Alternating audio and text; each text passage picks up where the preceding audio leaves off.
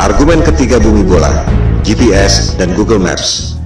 GPS adalah Global Positioning System untuk mengetahui di mana posisi orang atau tempat tertentu di lokasi manapun di dunia.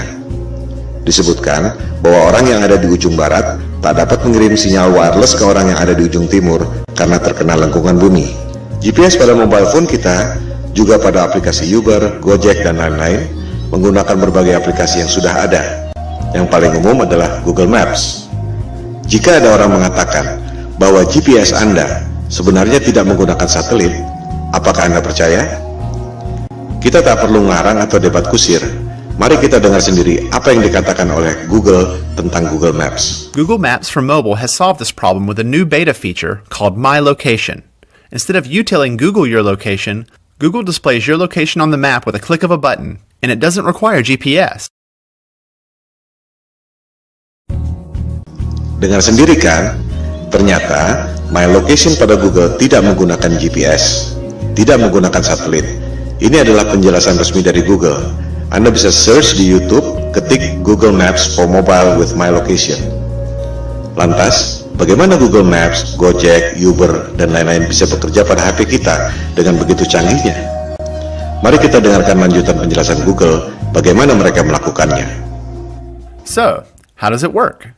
Each time you use your phone to make a call, send a text message, or view a website, the information goes through towers, which provide your phone with reception. A tower picks up your call and connects you to your Aunt Molly. The same thing happens when you fire up Google Maps for mobile. The tower gives you the reception you need to access map information. These towers also help Google display your location. Each tower has a unique footprint. When you access My Location, Google calculates an estimated location of your handset based on the unique footprint of nearby towers. It's not GPS. It's not GPS. It's not GPS. Dengar sendiri kan? Ternyata Google tidak menggunakan GPS. Sinyal-sinyal yang canggih itu diperoleh dari menara Telkom biasa. Persepsi Anda yang mengatakan bahwa HP Anda menggunakan GPS dan satelit lewat Google Maps. Google sendiri mengatakan tidak. Bagaimana dengan Google Maps yang secara sempurna dapat membuat peta dari udara, termasuk atap rumah kita bisa kelihatan?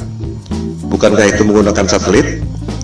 Ternyata Google Maps dibuat dengan menggunakan drone, bukan satelit.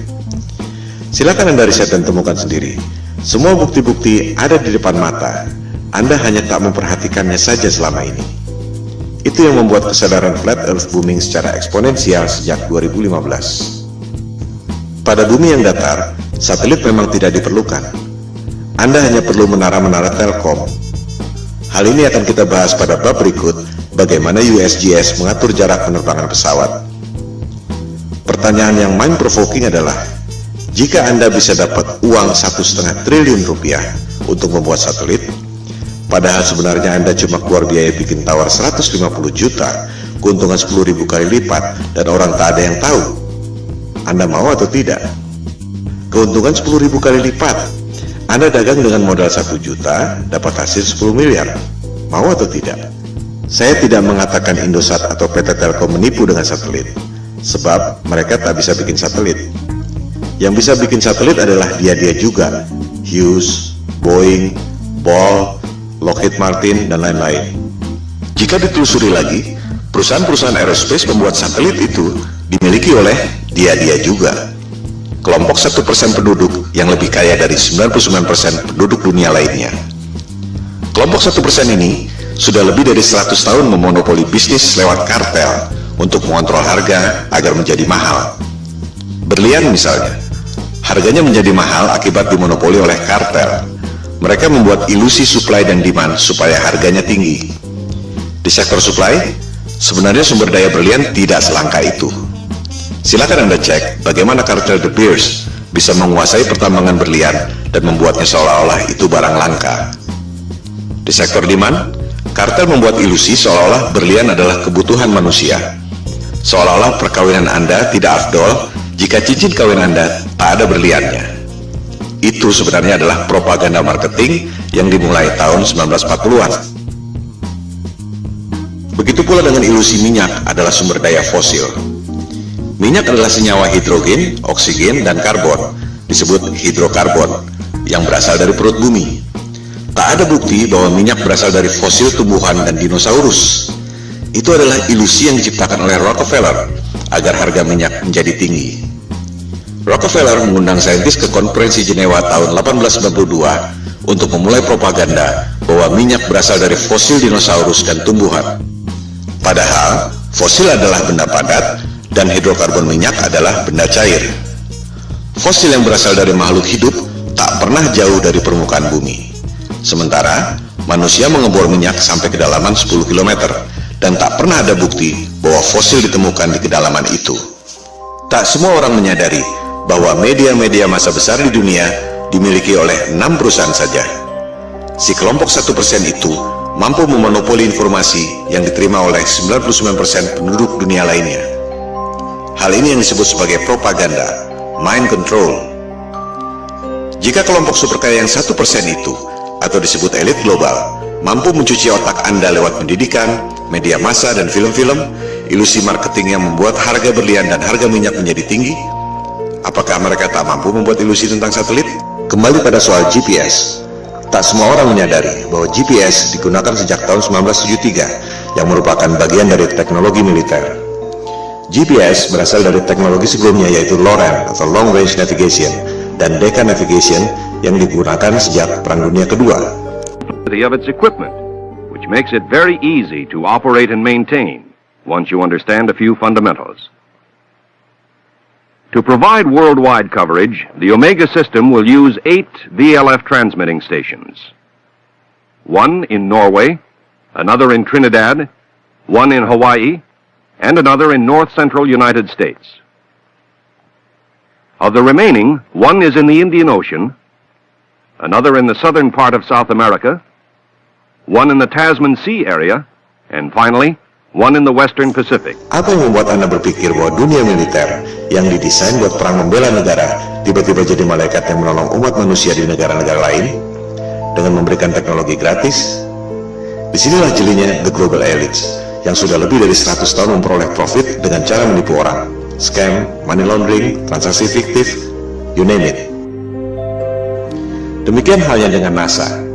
Apa yang membuat Anda berpikir bahwa NASA adalah badan eksplorasi yang bekerja untuk kepentingan dunia? Siapakah NASA? Coba kita lihat keterangan di webnya sendiri. Jelas ditulis di situ bahwa tujuan pembentukan NASA tahun 1958 adalah berkaitan dengan Perang Dingin, di mana Rusia berhasil meluncurkan Sputnik tahun 1957. Majalah Times menjelaskannya lebih gamblang. Judulnya, Alasan yang Menyedihkan Tapi Familiar tentang Pembentukan NASA. Disebutkan, tujuannya sangat membumi, yaitu office politics, bukan untuk kepentingan umat manusia di dunia.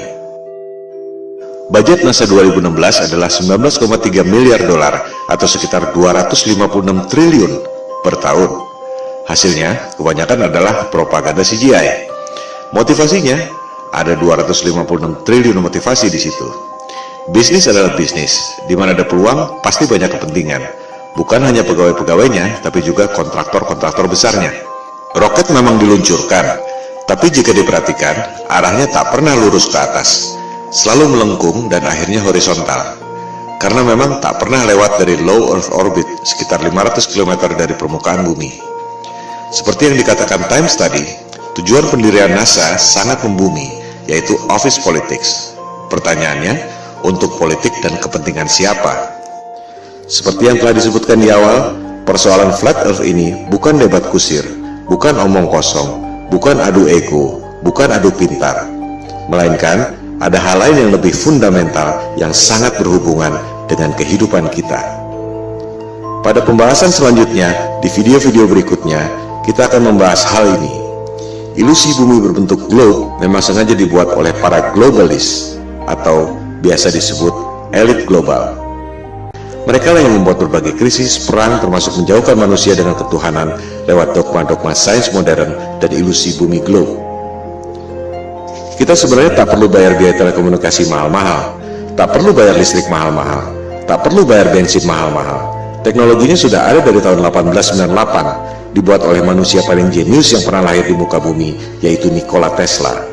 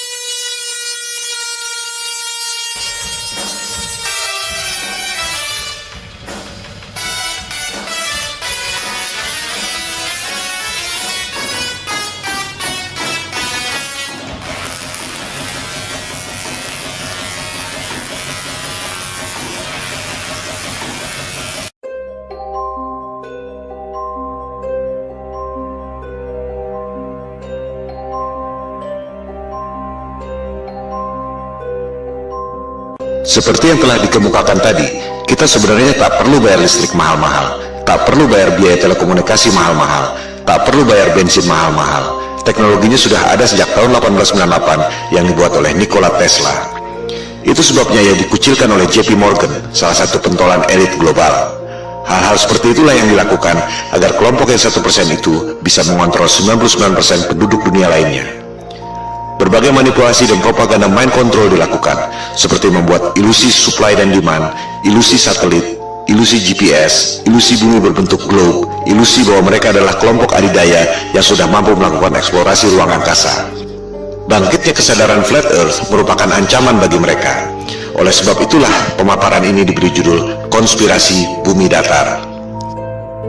We don't have time for a meeting of the Flat Earth Society. Soal foto-foto CGI, satelit, dan GPS yang sudah kita bahas adalah soal teknologi, belum masuk pada sains yang sebenarnya. Kita akan membahas pada episode berikut. Sementara ini, kita tutup argumen GPS dan Google Maps dengan fakta bahwa Google Maps dan GPS tidak menggunakan satelit, melainkan menggunakan menara telkom biasa.